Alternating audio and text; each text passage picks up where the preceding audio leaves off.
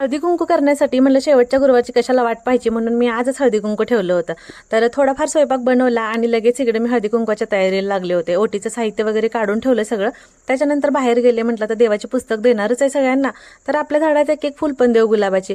फुलं काढली तोपर्यंत आस्था आली, म्हटली मम्मा माझ्याजवळ दे, मी नेणार आहे. मग इथं आणलं आणि अगदी आपलं छोटंसं तेवढं डेकोरेशन केलं होतं. सगळेजण आले, चहा पाणी वगैरे झालं आणि मग हळदी कुंकू आम्ही करून घेतलं.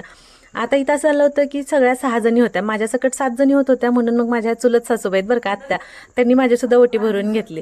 आणि मग सगळेजण बसलो, हळदी कुंकू वगैरे झालं म्हणून आमचं. म्हटलं आता सगळ्यांसाठी प्रसादासाठी म्हणून मी भगरीची खीर बनवली होती, कारण आज सगळ्यांचे गुरुवार ना, उपवासाला म्हटलं तर दुसरं काय करणार, एवढं लांबून सगळे आलेले असतात म्हणून.